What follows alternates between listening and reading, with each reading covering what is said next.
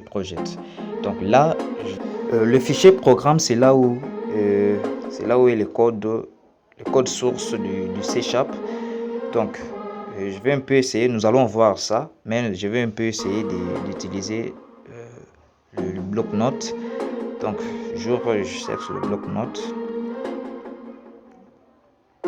J'ouvre avec le bloc-notes pour voir justement si c'est les codes chez Sharp. Et voilà, c'est conforme, c'est ça. Donc, le code, avec cette instruction, ça affiche directement Hello World. Donc, c'est le. Et donc, je vais faire la même chose sur l'autre fichier. Voilà. Bon, ça s'ouvre directement avec le Microsoft Visual Studio. Donc, c'est un projet directement avec comme type Visual Studio. Donc, si vous avez remarqué bien, j'ai effacé un dossier. Donc, je vais essayer un peu de les créer ces dossiers-là. Donc, la fiche, je clique .NET. Donc, c'est toujours .NET comme framework, .NET et puis Build. Build, c'est quoi? C'est juste un processus de compilation du code source d'un projet. Son rôle est de convertir les codes sources en langage de programmation, en fichier exécutable. C'est ça. Donc, c'est build. Dans le build, il y a des dossiers. Comme je l'ai dit, il y a des dossiers. Dossier object et dossier binaire. Le bin et obj. C'est obj. Voilà. Donc, c'est lui qui gère la compilation de votre code source en langage machine. Voilà. Ok. C'est ça. Et les deux dossiers qui sont déjà là, ils sont déjà créés. Bin et object. Voilà. Ok. Dans ces deux répertoires, il y en a des éléments, des fichiers nécessaires pour permettre l'exécution de votre code, pour permettre la compilation, la traduction de votre code source qui est tapé en C Sharp, de votre code source en langage machine. Donc, c'est dans ces deux dossiers qui sont tellement nécessaires. Donc, ce que nous allons faire alors, c'est nous allons un peu essayer, comme nous avons tous les éléments nécessaires, nous allons un peu essayer d'exécuter alors notre code. Voilà.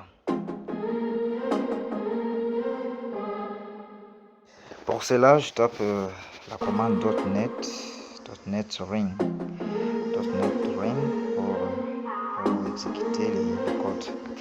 Et vous allez voir que ça va m'afficher directement Hello World. Ça traîne un peu. Voilà. Et c'est directement le code. La sortie de mon code est Hello World. Voilà. Et si je veux exécuter en dehors de mon application, ça va toutefois refuser.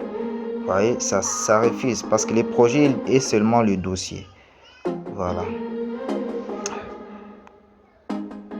Et si je reviens un peu, directement ça va accepter parce que ça reconnaît que le projet, l'application en question, c'est App 1.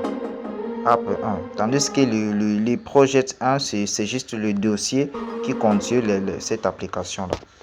Voilà. J'espère que vous avez un peu compris. Donc, nous allons un peu essayer de voir avec le Visual Studio.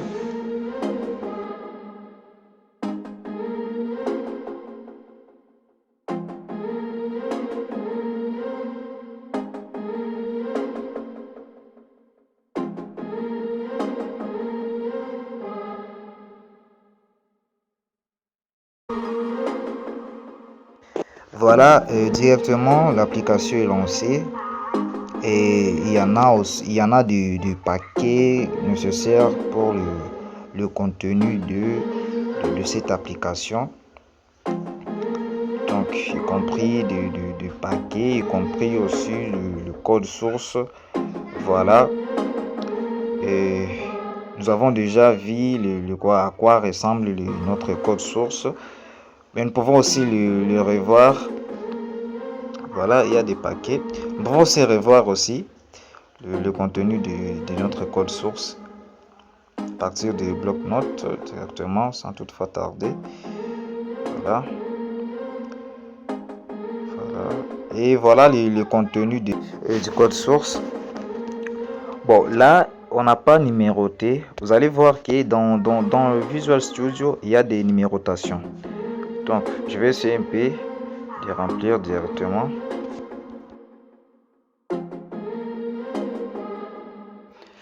Pour cela, nous allons directement cliquer sur le programme, le fichier au programme, pour voir si les codes que nous avons déjà visualisé est le même. Sûrement que c'est le même avec des numérotations. Voilà. Voilà.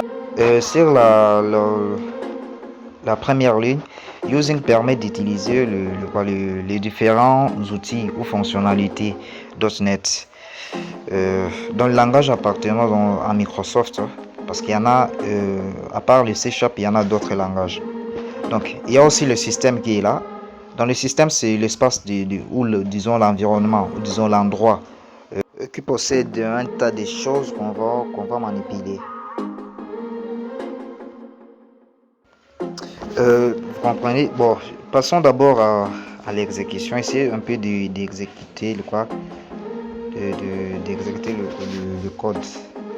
Nous allons voir si ça va directement afficher Hello World ou soit si ça va se fermer. Cliquez sur Rain ici en haut. Vous voyez là, il y a déjà les processus build. Ici en bas, il y a les processus build. Voilà, qui permet de faire la traduction, la compilation aussi directement. Voilà.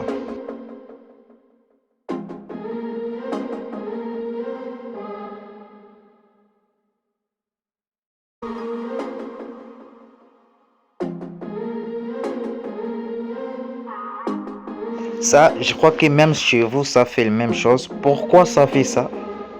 Pourquoi ça n'affiche pas? Et pourquoi ça se coupe directement? Parce que vous avez dit seulement console write line hello world. Donc, ça s'ouvre et directement, ça se ferme automatiquement. Pourquoi? Contrairement à là, avant nous avons exécuté ça dans PowerShell. Et donc, une fois que nous avons exécuté en PowerShell, c'est un terminal. Voyons voir. Donc nous avons exécuté ça et directement ça va afficher Hello World. Ça va afficher directement Hello World. Patienter un peu. Vous voyez là les codes en Visual Studio. Donc ça s'ouvre et puis ça se ferme directement.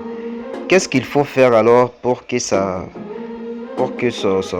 s'ouvre directement sans toutefois se fermer et qu'on puisse un peu lire Hello World? Alors là, il suffit de dire lire. Et là, nous allons utiliser la méthode read. Read, voilà, pour .NET. Je fais d'abord .NET Ring pour voir si ça va afficher les D Hello World que je viens d'insérer.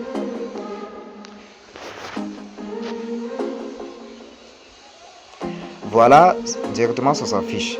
Mais si j'ai essayé en Visual Studio, ça refusera totalement. Pourquoi? Parce que ça manque une autre méthode read pour permettre à lire l'instruction. Voilà, donc je vais un peu remplacer ici par read. Line et puis je vais essayer un peu, je vais effacer les hello world parce que ça doit rester méthode sans toutefois insérer à l'intérieur de l'entre parenthèse, sans toutefois insérer quelque chose. Voilà, et quand j'essaie d'exécuter,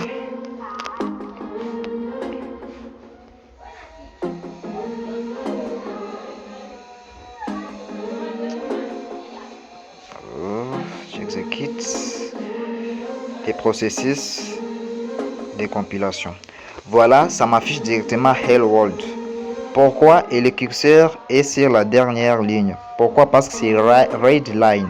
Red Line, donc le curseur, ça sera dans la ligne suivante. Right Line, le curseur, ça exécute et le curseur, ça se place dans la ligne suivante. Sinon, vous pouvez écrire soit right, soit read.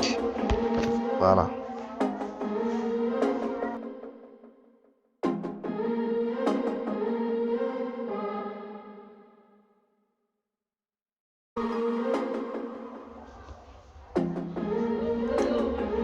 Eh bien, et pour l'exercice, c'est juste, nous allons juste remplacer là où c'est vide. Cela va permettre un peu de mémoriser, même de comprendre que ceci doit se placer là et l'autre là. Donc ici j'ai static void et puis il y a espace, il y a remplacer là et puis il y a l'argument. Et en dessous aussi il y aura de méthode aussi qui va permettre à afficher Hello World. Donc il y aura à placer une méthode qui permettra d'afficher Hello World.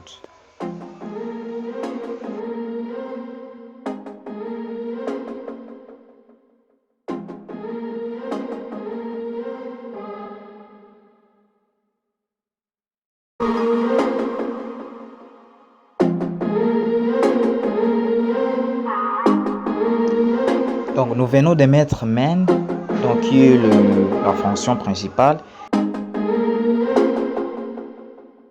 Le console est aussi c'est une fonction de l'environnement, de l'endroit, de l'espace non du système. Donc il est accompagné par WriteLine qui est une méthode d'afficher l'argument, ce qui est entre parenthèses. Voilà.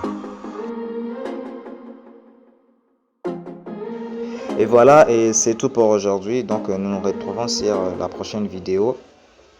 Je vous prie juste de vous abonner et d'activer la cloche des notifications pour ne pas rater à nos prochaines vidéos.